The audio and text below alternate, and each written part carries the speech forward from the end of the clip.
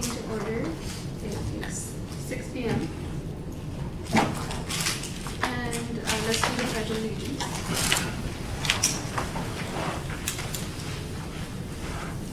I pledge allegiance to the flag of the United States of America and to the republic for which it stands, one nation, under God, indivisible, with liberty and justice for all.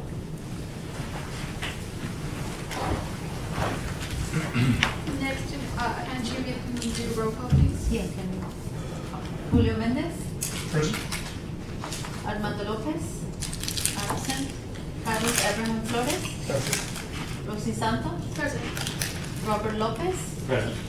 Gail Aker Rodriguez, absent. Jesse Shaw, Here. Dr. Martha Villarreal, absent. Dr. Colin Campbell, Present. we have a quorum.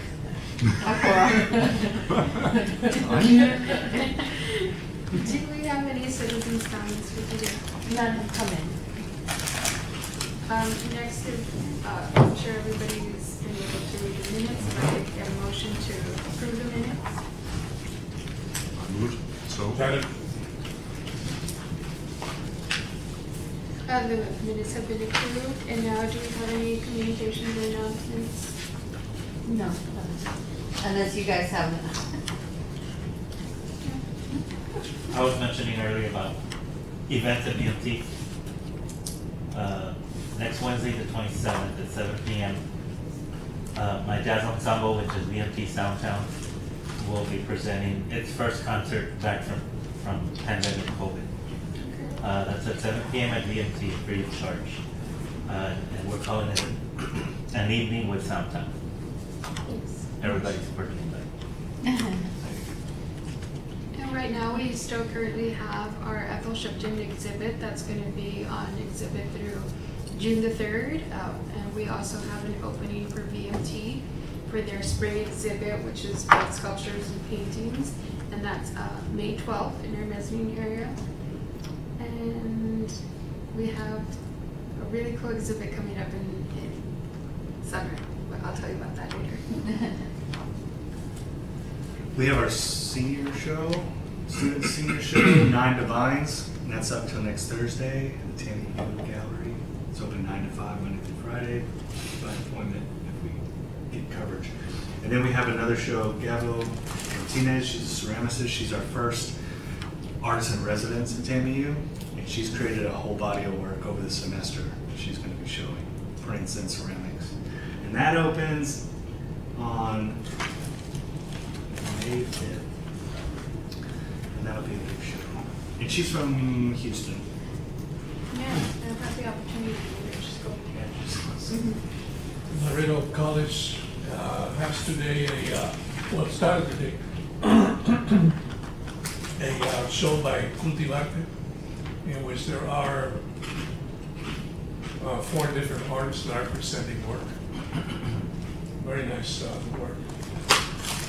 So another place to be able to go and enjoy our. Sorry, correction. May 3rd. That's the show. It's our last day of school. I want to also say there's a lot of music events going on at TAMU. We're right through the next 2 weeks. Student recitals, studio recitals. You can call the events hotline, and everything is listed there. Good you brought that up. We have a hotline now, Tammy. You You have can a call hotline. and you can listen. And everything is Dr. Moore will recorded. read you. Yeah, it's 326-3044. It's like the old school theater hotline used to call. Yeah. I like that. Okay then, I think that's all for announcements. And, Sorry, I have one more thing to add. I said the LTGI will be doing their auditions Oh, on yes, it was. April 30th, 30 and May 1st. That's that weekend. Yeah. Auditions for Into the Woods. Yeah, both for artists and also for musicians, right? No, musicians is gonna be later. That's gonna be later. Yeah. Okay. So it's just for the first 18 character roles.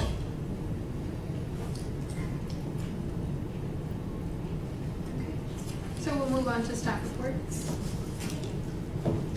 Thank you. In your packet, you have the Councilmember Public Arts Preferences Survey that, Just went out. just went out. It went out on Friday, last Friday. And, we gave them the deadline of April 27th to council to answer these questions.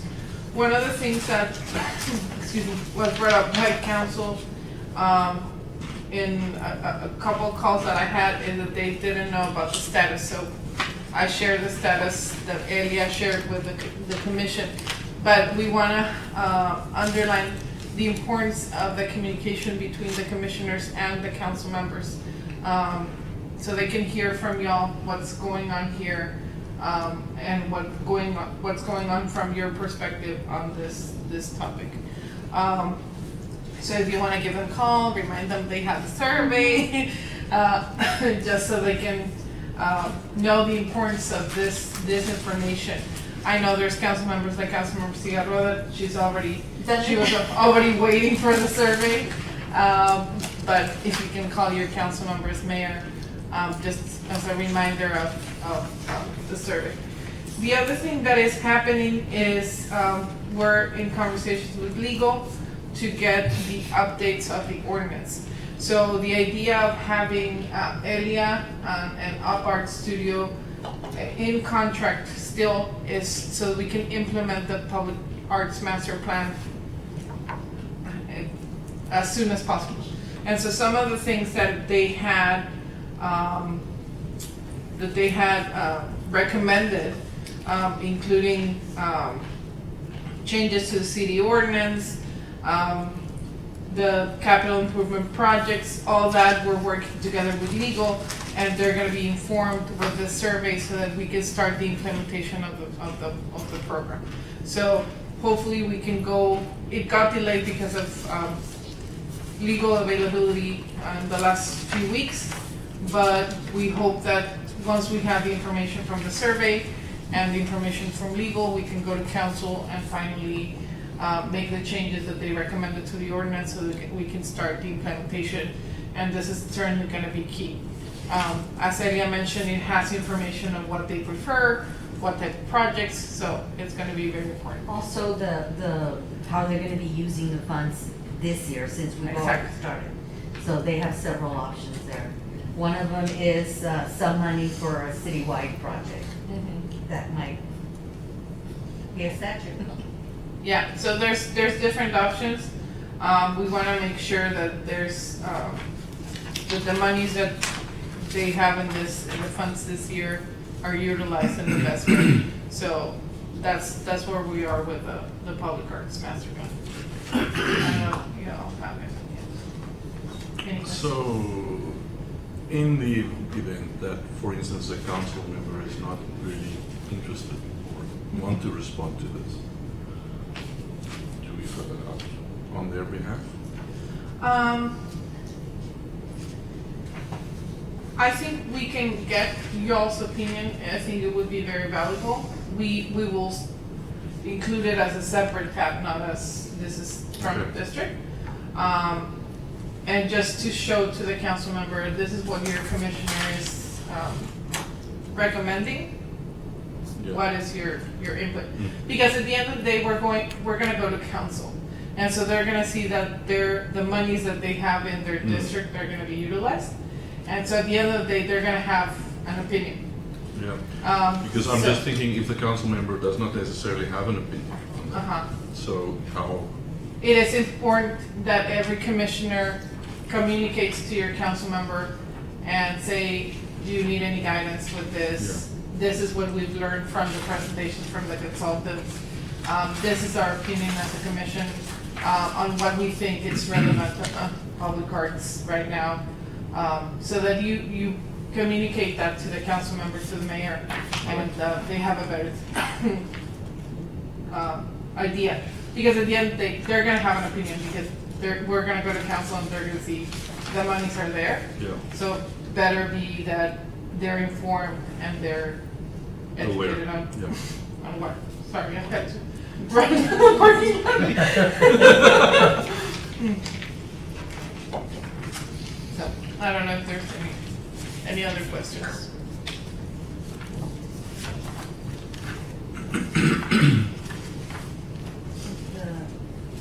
The last page is an example for what the consultant suggests for the use of this year's money.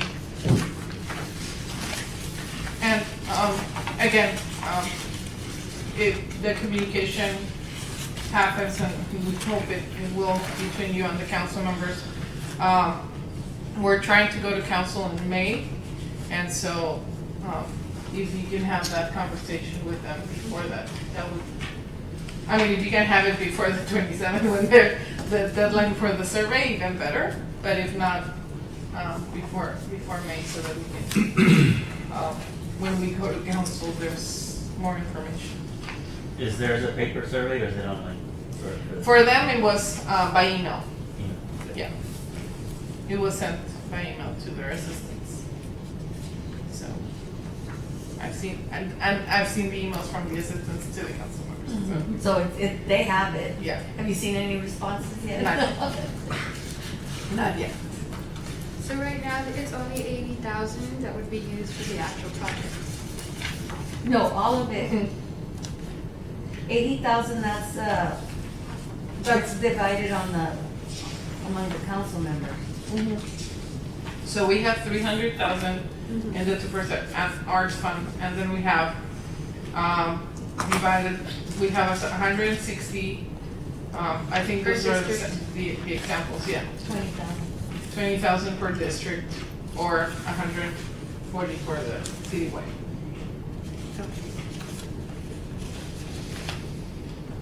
Well, 80,000 would be for a major art project, because she's Okay. also dividing 45,000 to hire somebody to Yeah. administer it. And then I think the 50,000 or 5% is to conservation fund for existing art. So even though there haven't been any projects this year, she's still counting money to go towards conservation of the projects that are gonna happen. So that we don't lose track of those monies for conservation, because they're gonna be, maintenance and conservation are gonna be key. Who would administer the actual funds on that 15%? Would it be outside source or the city? The program administration? Yeah. No, it would be the city. Okay. We will be contracting a person. Right now, the way that we did it, because we didn't want to have a gap between the adoption of the plan and the implementation, we contracted with Up Art Studio. Once that contract lapses or it expires, then we're gonna hire a person. The plan that we have is to hire somebody, hopefully full-time, but if not, have a part-time and then grow it from there. So that's a transition, but we didn't want to have that gap, so we continued the contract with Up Art Studio. Yeah, so hopefully in a few months, we will have a program administrator inside the city that's dedicated for public arts. Yes. Yes.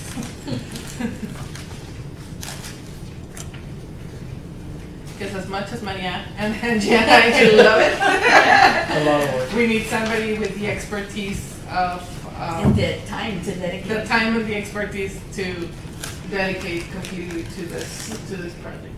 And is Up Art gonna help to see what the qualifications and all that? Yes. Actually, they've given us some sample Yeah, Okay. job descriptions. that was a key part of the new contract, is for them to help us identify what we need in that person.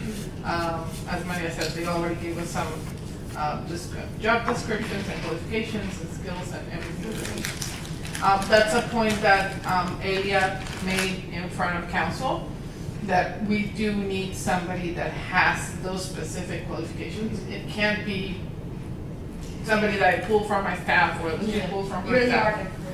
Exactly. Who's interviewing her? We haven't gotten to that point. Or like, yeah, I was just curious about those. Yeah, no, once we get to that point, we will advise you all before that. We're still figuring out where the rest of the monies are gonna come from, where that person is gonna be located, all that. In the meantime, we have a art studio, so we don't have that gap. So we don't miss on that implementation. But as soon as we start thinking of, okay, now we're gonna start looking for a person, y'all will be the first ones to know. So then we would advise, like, our council member, we have 160,000 to use, for your district to be allotted. That's one of the questions we're asking, how do Okay. you want that money, that 300,000? Okay. I mean, and I think one of the options is just to split it nine or eight Okay, ways. so it would still be up to To them them, to complete. yes. That's the first question gives them options for how they want the money spent. And I would recommend for all of you to like complete the survey and see what would be your recommendation. And based on that, you can chat with the council member and see if they have a different idea and why. At the end of the day, you can provide your expertise to them. And, but yeah, that's part of, so it has what the options of either they can do the mini murals or an icon sculpture or a gateway project, sidewalk. So it gives them the option of specific options so that they don't have to go too far out Yeah. and say, okay, Give some- exactly. Okay. And say, I want this or I like this option. And then based on that, then it goes into other funding sources and other information.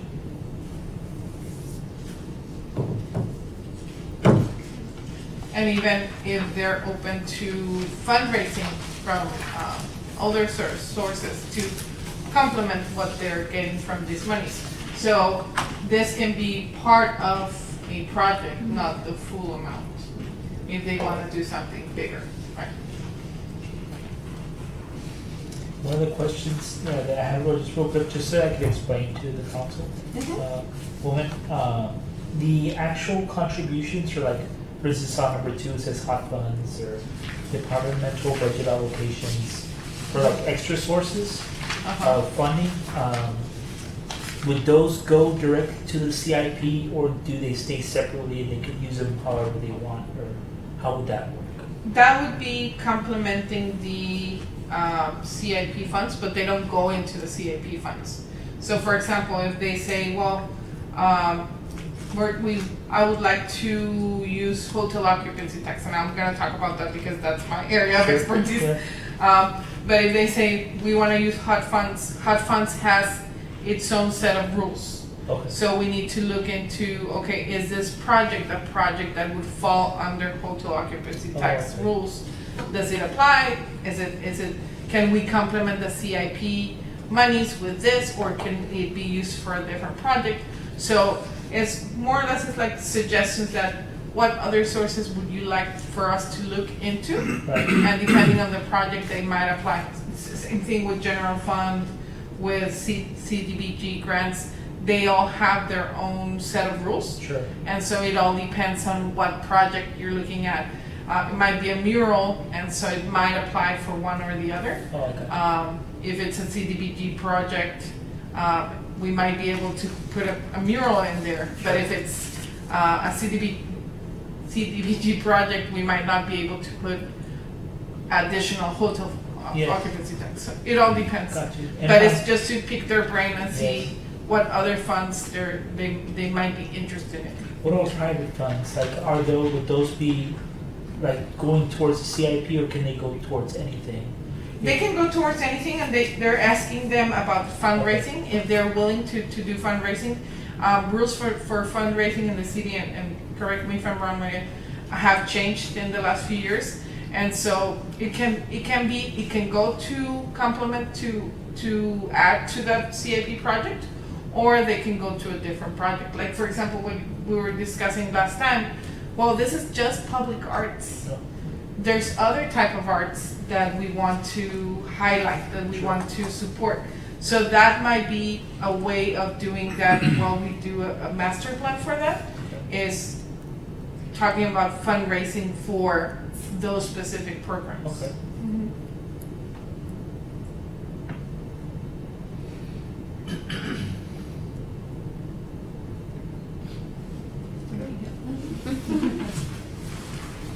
I finally caught my breath. You talked all the way through it. That's Took my way.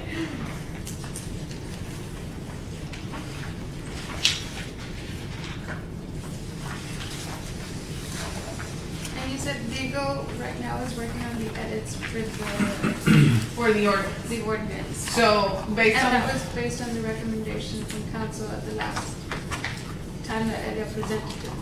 Based on the recommendation from council and the recommendations in the public arts master plan. Oh. So page, for anybody that wants to look into those, page 75 and 76 of the public arts master plan has the recommendations from the consultant to council on the changes on the ordinance. And so based on those recommendations, that would, what we're working with legal. So page 75 and 76 of the public arts master plan. That combined with the comments that council made during the presentation, those are the changes. We're hoping we can take to council as soon as we have the exact date, if it's the first or the second meeting in May, we'll let you know so that anybody that's interested in going and supporting. Probably the second one. Probably. 'Cause Yeah, because the other one But is, it's like Deadline May is 1st tomorrow. or something. yeah, we'll let you know so that if you're able and interested in going and supporting the item at council, you can use it.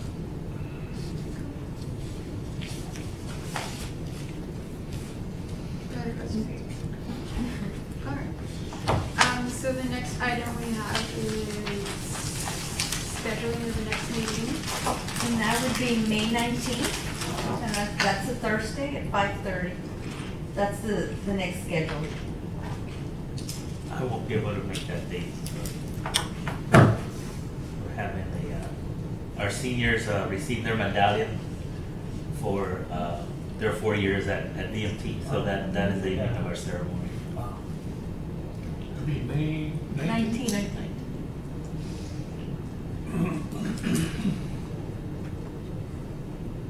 That would be after the second city council meeting, so hopefully Yeah. we'll have some news. Hopefully by then we can say it's already, the ordinance has been updated. Well, there isn't anything else, then No. can I get a motion to? I assume.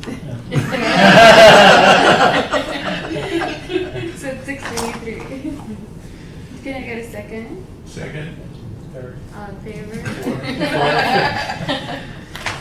And the meeting is over.